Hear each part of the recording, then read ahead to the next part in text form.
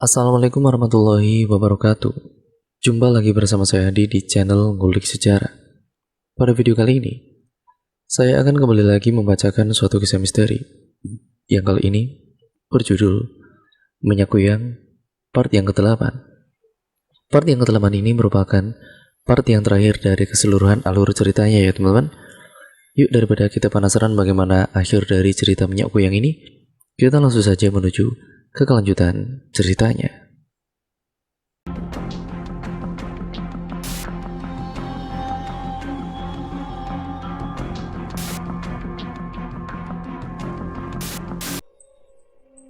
Suara isakan tangis menggema dari dalam kamar. Dua orang tua renta duduk sembari menenangkan dua gadis muda yang meratapi sosok di hadapan mereka. Sosok yang tidak lain adalah Diana, kini terbaring lemah di atas ranjang rotan yang sudah mulai lapuk dimakan usia. Sudah beberapa bulan ini Diana hanya mampu makan dan minum di atas kasur tanpa mampu bergerak ke tempat lain. Ia pun seperti tidak mengenal orang-orang di sekitarnya. Kepalanya terbentur lantai saat pingsan di belakang rumah. Tidak ada yang tahu penyebab Diana bisa pingsan, karena saat ditemukan, tubuhnya sudah dingin dan basah akibat guyuran air yang mengalir dari padasan. Tubuh Diana yang montok dan putih bersih kini tinggal tulang dan pucat. Tidak ada lagi aura kecantikan yang terpancar dari wajahnya dulu. Namun anehnya nafsu makan dan minumnya amat kuat. Sekali makan ia bisa makan sampai 3 piring dan minum sampai 1 teko, seolah rasa hausnya tidak pernah hilang ataupun berkurang. Di lain waktu ia sering menangis kesakitan seraya memegangi lehernya. Selain mengurus di beberapa bagian tubuh terutama punggung, borok besar yang melebar sesekali berdarah dan mengeluarkan nanah hingga membuat ruangan menjadi bau anyir, dan terkadang membuat mual siapapun yang masuk ke sana. Terkecuali kedua anak dan orang tuanya, mereka seolah sudah terbiasa menghadapi Diana yang bak mayat hidup. Semakin lama keadaan Diana semakin mengkhawatirkan Uma. Dokter yang kita panggil semua angkat tangan. Mau apa bawa kemana lagi anak kita, Uma? Uma pun bingung, Bah. Dosa apa anak kita ini? Semua orang bergunjing tentang penyakit aneh yang diderita oleh Diana. Apa kita panggil Ustadz Rohim saja, Bah? Wajah sendu dengan mata yang bengkak itu menatap suaminya penuh harap. Rumah Ustadz Rohim jauh dari sini, Uma. Butuh waktu setengah hari untuk sampai ke sana menggunakan sepeda. Keluh Abah. Iya, desa tempat orang tua Diana tinggal memang masih sedikit terisolir, berada di kaki bukit gunung di daerah Jawa. Pekerjaan Abah yang hanya seorang petani membuat Abah harus sabar menggunakan sepeda tuanya kemanapun ia pergi. Bagi dua orang pasangan lansia itu, bisa makan setiap harinya saja sudah alhamdulillah. Namun semenjak Diana mengalami sakit misterius yang sangat mengerikan itu, Abah harus bekerja ekstra demi bisa membawa dokter dan membeli obat. Tapi semua terasa sia-sia. Boro-boro sembuh, keadaan Diana malah semakin buruk. Dia yang sejak lama memendam rahasia tentang mamanya merasa iba dengan kecemasan kakek dan neneknya. Ia ingin jujur tapi takut kejujurannya malah membuat mamanya menjadi sasaran kemarahan keluarganya, apalagi bapaknya. Ia pasti akan menjadi sasaran utama semenjak mereka pergi meninggalkan kota Kalimantan. Sedikit pun bapaknya tidak pernah memberi kabar. Begitupun dia, gadis itu seolah menutup diri dari orang yang seharusnya menjadi pelindung bagi dia, adik dan juga mamanya.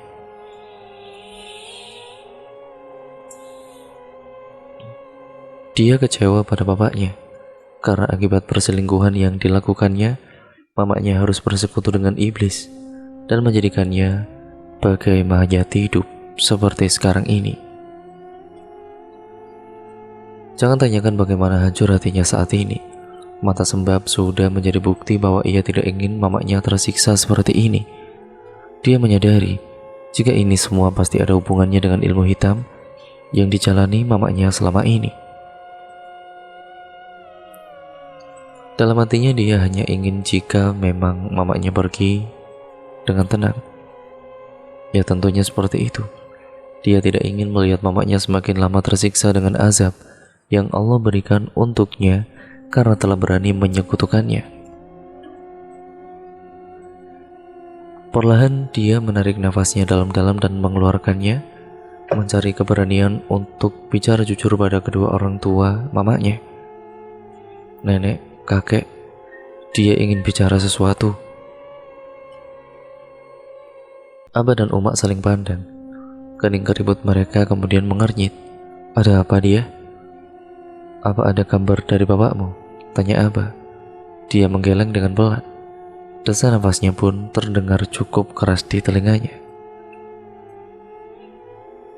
Ini bukan karena bapak, kek, nek. Ini tentang mama. Bagi dia, bapak sudah mati. Semenjak ia lebih memilih wanita selingkuhannya dibanding kami, anak dan istri saya. Dia, nenek tahu kamu benci dengan bapakmu, tapi alangkah baiknya kamu memaafkan. Kasihan mamamu, biarkan dia minta maaf sebelum terlambat. Neneknya berusaha menasihati gadis yang mulai beranjak dewasa itu dengan lembut.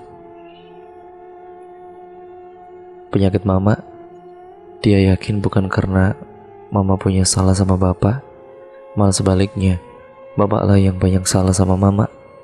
Tapi ini tetap ada kaitannya dengan bapak, karena bapak, mama jadi begini.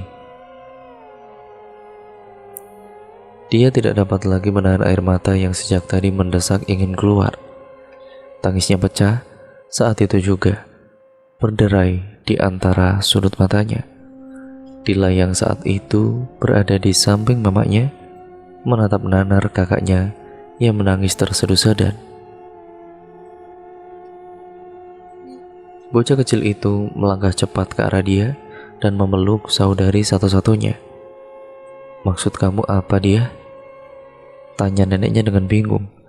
Dia bergeming sejenak, mengumpulkan keberanian untuk mengungkap sebuah kebenaran. Mama itu seorang kuyang. Sementara di kesempatan lain, kemudian Damar berulang kali menjambak rambutnya frustasi. Akibat ia tidak bisa membayar biaya rumah sakit, Saras yang ternyata punya kanker di rahimnya kini hanya tinggal tulang berbalut kulit. Memang saat itu rahimnya sudah diangkat, tapi ternyata kankernya sudah menyebar ke bagian lain, ke organ paru-paru, hingga membuatnya sulit bernafas. Sekarang Sarah sebagai mayat hidup di tengah kemiskinan karena semenjak Sarah sakit, Damar terpaksa berhenti bekerja. Tidak ada yang mengurus Sarah selain dirinya. Kini untuk bertahan hidup, Damar menjadi pemulung dan tukang ojek. Sedangkan mereka harus rela tinggal di gubuk yang terbuat dari terpal di tengah kebun warga yang berbelas kasihan karena mereka tidak punya tempat tinggal. Sungguh nelangsa, jangankan untuk bergerak, makan pun Sarah sudah benar-benar kesusahan. Ia hanya bisa makan bubur dan sedikit air untuk bertahan hidup. Hidup Damar berada dalam nestapa. Penyesalan yang tiada habisnya, terkadang ia menangisi dirinya, merindu Diana yang entah di mana. Sebenarnya ia tahu, di dalam lubuk hatinya berkata jika Diana pasti berada di rumah orang tuanya. Tapi ia hanya bisa pasrah. Sulit baginya untuk bisa bertemu dengan istri dan kedua anak kesayangannya. Bisa apa dia? Untuk makan pun susah. Saat ini ia meratapi nasib, menjaga wanita pilihannya yang entah sampai kapan bisa bertahan hidup. Sesekali perempuan itu menyebut nama Diana, seolah ia pun merasa menyesal dan ingin meminta maaf. Namun semua seolah hanya bisa menjadi angan-angan semata. Bagaimana mereka bisa saling bertukar cerita jika benda pipi sebagai alat komunikasi pun tidak ada? Ya, Semua aset sudah melayang hanya demi melanjutkan hidup yang terasa amat berat bagi mereka. Satu yang hanya ingin mereka lakukan saat ini, meminta maaf. Iya, sebuah kata maaf. Kuyang. Apa itu kuyang, Abah? Tanya wanita yang sebagian wajahnya sudah penuh keriput. Tatapan sendu menyeratkan kesedihan yang teramat sangat di balik kebingungan yang juga bercampur di otak tuanya. Kuyang itu makhluk siluman, Mak. Bersekutu dengan iblis untuk tujuan tertentu. Bisa untuk kekayaan, kecantikan. Abah menarik nafas dalam, berusaha menahan sesak di dalam dadanya. Jadi intinya anak kita sudah bersekutu dengan iblis, Mak. Makanya Diana kini merasakan akibatnya. Abah mengalihkan pandangannya pada anaknya yang saat ini melotot tanpa bersuara.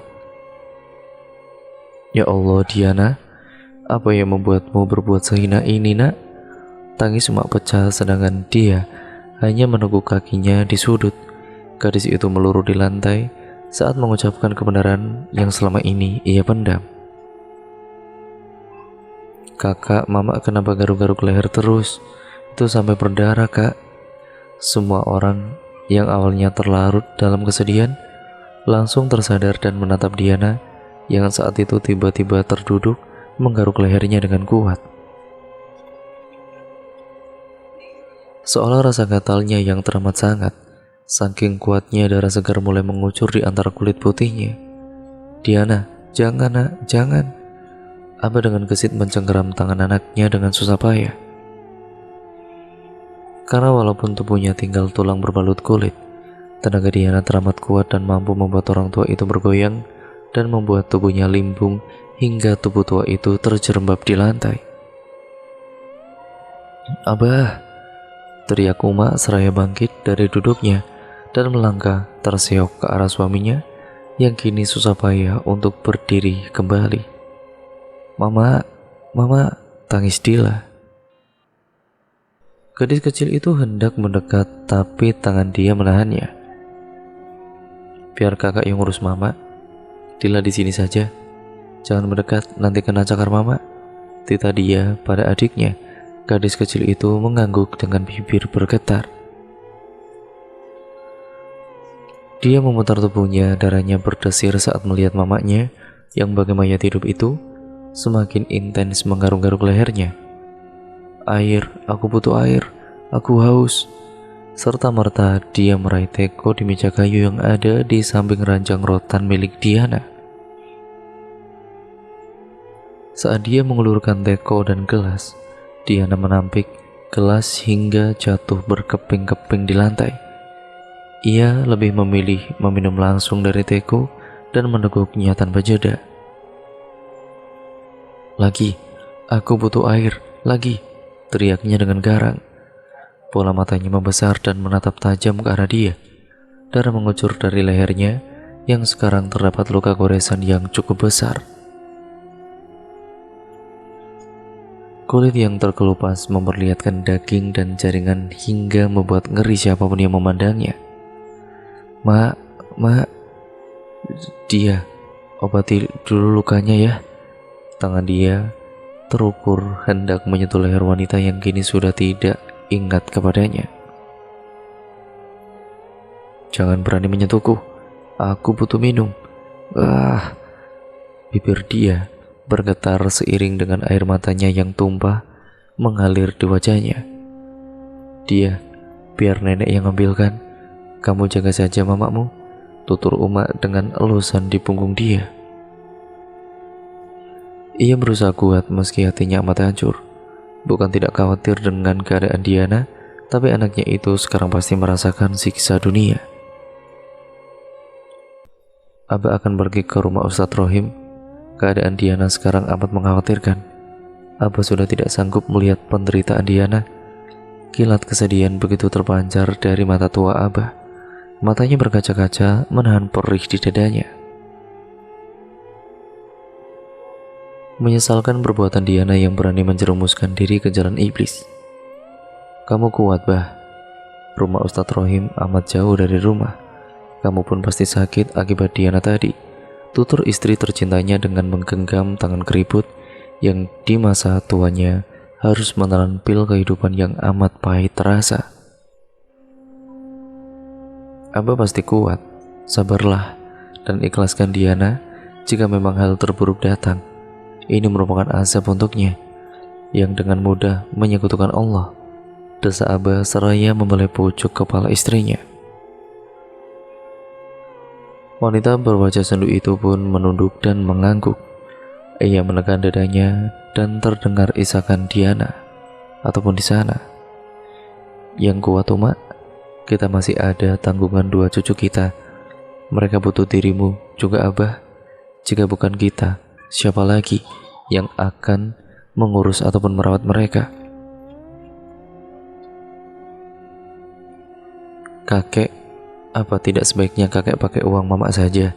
Ada di tas kek, beserta emas dan sertifikat rumah. Setelah dia yang merasa kasihan dengan kakeknya yang harus pergi dengan menggunakan sepeda. Sedangkan di sana ada tukang ojek, tapi bayarannya memang tidak murah. Abah menggeleng pelan. Uang mamamu bukan uang halal, pasti akan menciptakan bahaya untuk kita. Jangan sekali-kali kalian pakai, haram. Suara Abah meninggi.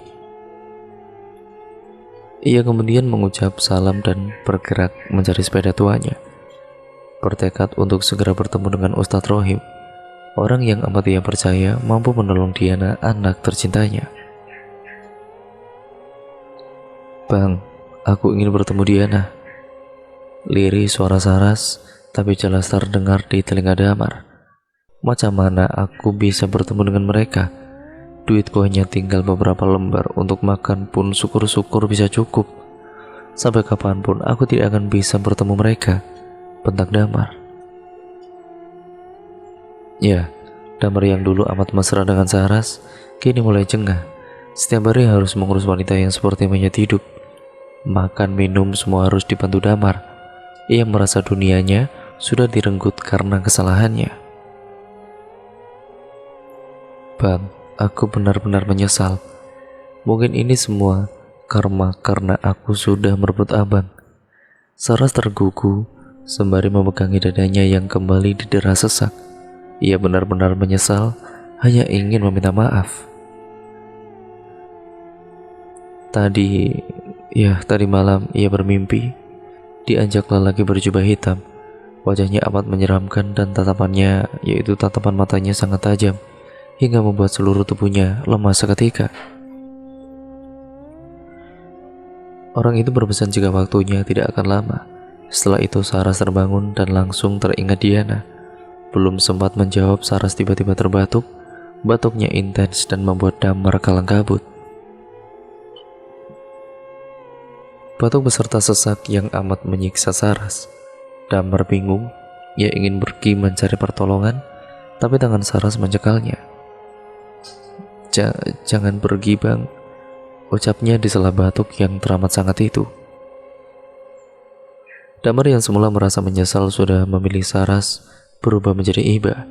Ia menatap sayu istri keduanya seraya membelai dengan benar-benar lembut kala itu. Ya, dari sudut matanya mengalir bulir bening yang terasa hangat menyentuh permukaan pipinya. Jantungnya berdegup kencang seolah ini adalah pertanda perpisahan antara dia dan istri keduanya. Bang, maafkan Saras bang. Dengan terbatas Saras berucap. Tangan lemahnya berusaha meraih wajah Damar. Usapan lembut di pipinya membuat lelaki berumur 40 tahun itu lebih tersadar dan menatap nanar ke arah Saras. Nama Saras yang tinggal satu-satu dan mata Saras yang sesekali mengerjap merasakan sakit yang teramat sangat. Damar mengangguk dan kepalanya mendekat ke telinga Saras. Maafin abang juga ya dek, pergilah dengan tenang. Jangan lupa ngucap dek. Tidak lama Damar merasakan nafas Saras semakin berat. Ia yang semula menggenggam erat tangan suaminya dan tidak ingin jauh dari lelaki yang selama ini menemaninya dalam suka juga duka. Meski terkadang keluar umpatan serta makian yang membuat hatinya tercabik. Perlahan, tangan kurus itu melemah dan melepas genggamannya. Tidak ada tangis, tidak ada suara. Yang ada hanya suara nafas yang ditarik susah payah yang teramat berat. Damar menatap Nanar, wanita yang dulu sempat meluluhkan hatinya hingga rela meninggalkan anak dan istri yang ia cintai. Tubuh cungkring yang hanya kulit membalut tulang menatap takut ke arah langit-langit kamar. Matanya terbelalak. Dengan napas satu-satu, air mata mengalir deras di kedua sudut matanya, seperti menahan kesakitan dan ketakutan yang teramat sangat. Mulutnya bergerak tapi tidak satupun kata yang bisa dimengerti. Lirih, teramat lirih. Saras, Saras. Tangis Damar akhirnya pecah juga. Ia mengira jika Saras adalah kesalahan dan hanya beban untuknya, hingga terkadang ucapan buruk begitu saja meluncur dari mulutnya. Namun ketika ia melihat bagaimana tersiksanya Saras saat ini, air mata tidak mampu lagi ia bendung. Ia meraih tangan wanita yang sudah menemaninya selama setahun belakangan ini. Namun tangan itu amat lemah, seolah tidak ada daya di sana. Saras, ulang Damar, tapi yang ada hanya helaan napas satu-satu yang terdengar amat menyiksa. La ilaha illallah, lirih Damar, tapi boro-boro Saras bisa mengikuti. Matanya malah semakin membesar dan tubuhnya mengejang, membuat Damar panik dan memanggil-manggil nama istri keduanya berulang-ulang kali. Beberapa menit Saras mengalami kejang-kejang dengan mulut yang menganga. Tiba-tiba tubuhnya melemas dan tidak bergerak, dan dengan mata dan mulut yang masih dalam keadaan terbuka. Tubuh Damar meluruh di lantai, lemah dan tidak berdaya. Berulang kali ia memeriksa nadi yang tidak terasa di lengan Saras, meyakini bahwa wanitanya sudah tiada. Damar akhirnya bangkit dengan lemah untuk mencari pertolongan warga sekitar. Meski hatinya pedih tidak terbilang, ia tetap berusaha untuk membuat Saras tenang di tempat peristirahatannya yang terakhir. Saras kini sudah bahagia menurutnya. Tanggungan di dunia sudah usai, kini tinggal dirinya yang harus berjuang meminta maaf kepada semua orang yang pernah disakitinya, terutama Diana dan kedua anak-anaknya. Setelah pemakaman Saras yang melalui proses yang teramat lama karena hujan dan petir, tiba-tiba saja hadir saat jenazah akan dibawa ke liang lahat dan keranda yang begitu berat. Damar akhirnya bisa bernafas lega. Kini dirinya melangkah menuju rumah yang ia tempati bersama Diana dan kedua anaknya, mencari tahu ke tetangganya perihal kemana perginya Diana. Damar mematung saat matanya dihadapkan dengan pemandangan yang menakutkan di depan mata. Lagi tubuhnya seketika lemas tidak berdaya demi melihat rumah yang beberapa bulan lalu masih nampak kokoh dan begitu megah, kini tinggal puing-puing bekas kebakaran. Bukan cuma rumah, tapi juga mobil yang kini tinggal kerangka yang menghitam. Namun anehnya hanya rumahnya saja yang sepertinya terbakar. Tetangganya tidak ada yang mengalami hal serupa. Dengan langkah gontai, Damar mengetuk pintu tetangganya. Seorang wanita yang ia kenal keluar dengan muka kusam. Damar dengan suara merendah bertanya perihal rumahnya dan kemana perginya keluarganya, tapi hanya ucapan ketus yang ia terima. Nggak tahu. Lagian ngapain Mbak Damar mau cari Diana dan anak-anak Bapak? Bukannya Bapak sudah punya wanita lain? Kalau aku jadi Bu Diana, sudah lama suami seperti Bapak saya buang. Udah nyakitin hati, pelakornya suka fitnah lagi. Damar hanya menunduk lesu dan pergi dari tempat itu. Ia tidak mampu menjawab semua yang dituduhkan kepadanya. Karena semua itu adalah sebuah kebenaran, kini harapannya tinggal satu, yaitu rumah mertuanya. Ia yakin Diana dan anaknya ada di sana, berbekal uang pinjaman dari keluarganya.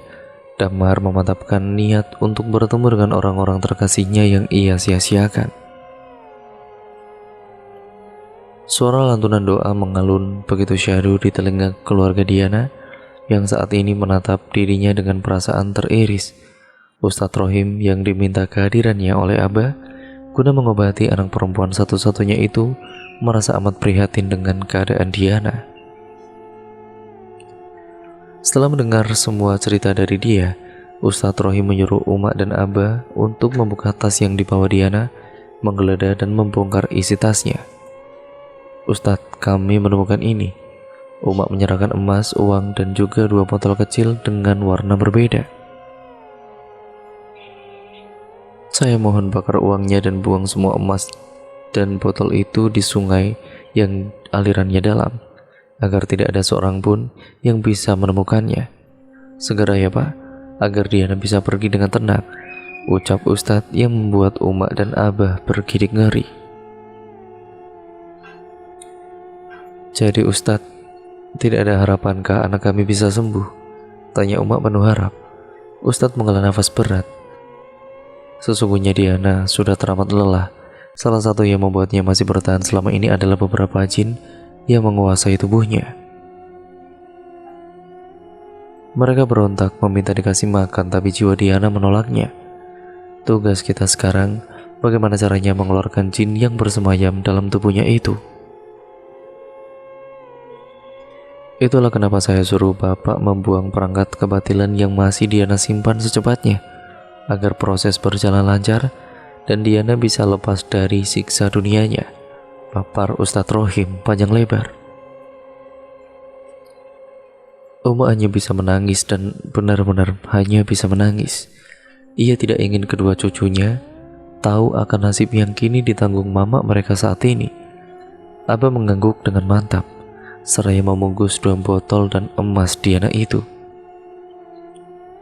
Tidak lupa membawa korek api dan gegas berjalan ke arah pekarangan belakang rumah, membakar tumpukan uang yang ia temukan. Setelah uang musnah, ia meraih sepeda tuanya dan mengayuhnya dengan cepat menuju sungai yang jaraknya tidak jauh dari rumahnya.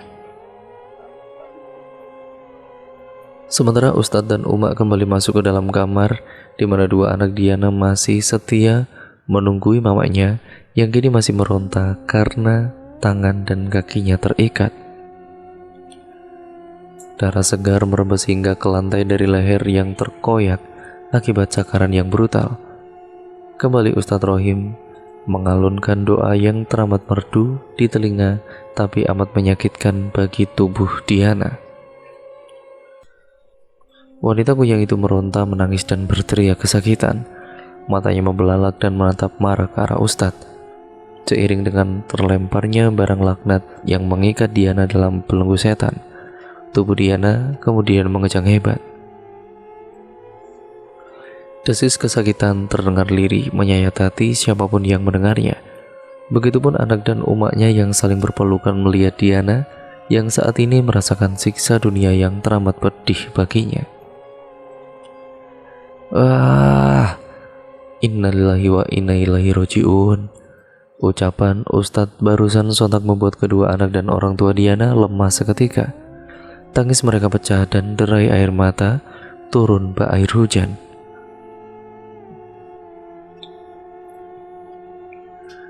Abah yang baru saja sampai mendengar suara tangis melemah seketika, melangkah kontai ke dalam kamar dan luruh seketika. Mata renta itu pun ikut basah. Mendapati anak satu-satunya kini terbujur kaku, tidak bergerak dengan mata melotot dan mulut ternganga. Bertepatan dengan suasana haru yang kini menyelimuti keluarga Abah, suara ketukan di pintu membuat Abah terpaksa bangkit dan melangkah kontai menuju ruang tamu. Pintu yang terbuka membuat Abah bisa melihat jelas sosok yang tidak lain adalah menantunya itu. Abah hanya terdiam saat sosok yang tidak lain adalah Damar itu berlari dan bersimpu di kakinya. Hatinya sudah beku bersamaan saat anak satu-satunya itu berpulang dengan keadaan yang amat tersiksa. "Untuk apa kamu datang ke sini, Damar?" Lirih suara serak itu memecah keheningan. Saya ingin minta maaf pada Diana, Pak. Tangis Damar pecah saat itu juga. Sudah terlambat, Damar. Diana sudah tiada. Ucap Abah susah payah. Maksud Bapak, silakan masuk ke dalam kamar. Tanpa menunggu waktu lama, Damar bangkit dan berlarian ke dalam kamar yang terbuka lebar itu. Bau anyir dan bangkai menyeruak begitu Damar masuk ke dalam kamar. Lututnya seketika lemas saat melihat dua anaknya meraung di samping jasad mamanya yang terbujur kaku dengan kondisi yang sangat mengenaskan.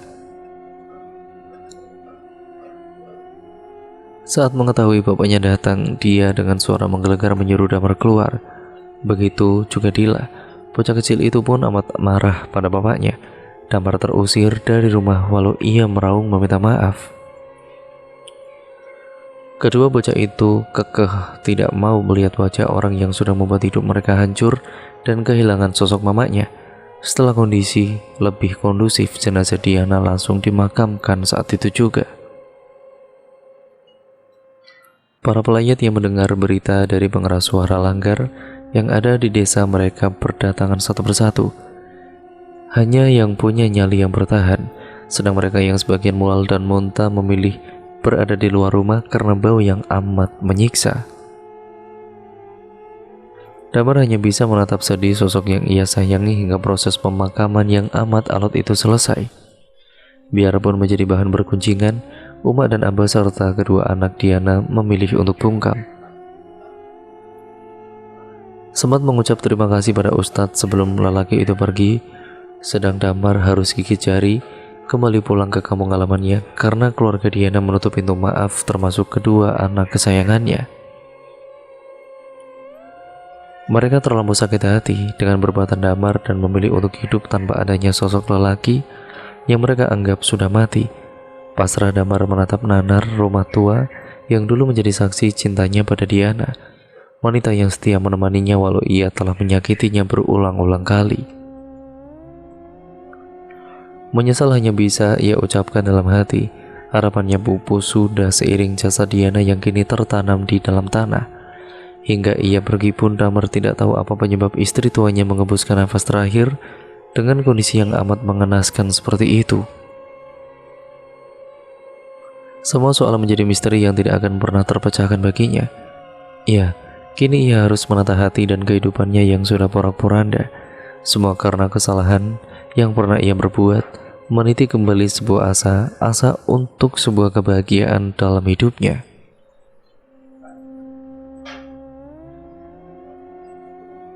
Dan cerita pun akhirnya berakhir sampai di sini ya teman-teman. Berikut merupakan akhir dari kisah yang berjudul Minyak Kuyang untuk balas dendam, atau lebih tepatnya ya ibunya si anak-anak ini adalah merupakan seorang kuyang yang karena sakit hati atas perselingkuhan yang dilakukan oleh suami sahnya. Nah, banyak sekali pembelajaran yang dapat kalian ambil dari keseluruhan part yang sudah saya bacakan dari cerita ini. Ceritanya menurut saya sangat bagus apabila kalian memperhatikannya dengan baik. Nah, intinya pokoknya banyak sekali pembelajaran dan juga nasihat yang terkandung di dalamnya. Jadi semoga kalian bisa mengambil hal-hal yang baiknya dan juga hal-hal yang buruknya kalian buang jauh-jauh ya teman-teman. Dan tentunya jadikan itu pembelajaran untuk kita semua agar kita tidak mengalami apapun yang jelek yang terkandung dalam cerita pada kali ini. Nah, sekian dan terima kasih, sampai berjumpa di video terbaru selanjutnya dan cerita terbaru selanjutnya ya teman-teman. Terima kasih untuk kalian semua yang sudah menyimak dari part awal sampai part 8 ini. Ceritanya menurut saya benar-benar sangat bagus untuk kalian tonton dari part awal sampai part akhir. Terima kasih, kurang lebih mohon maaf apabila banyak salah kata ataupun narasi saya kurang jelas ataupun mungkin ada salah penyebutan nama ataupun mungkin ya banyak kesalahannya. Intinya kurang lebihnya mohon maaf. Jangan lupa untuk kalian subscribe ya teman-teman, dan jangan lupa untuk kalian klik tombol lonceng notifikasinya agar kalian tidak ketinggalan video terbaru selanjutnya dari channel ini. Karena dengan kalian mengklik tombol lonceng notifikasinya, nantinya kalian akan mendapatkan notifikasi terbaru di gadget kalian dari channel ini. Sekian dan terima kasih, sampai berjumpa di video terbaru selanjutnya. Wassalamualaikum warahmatullahi wabarakatuh.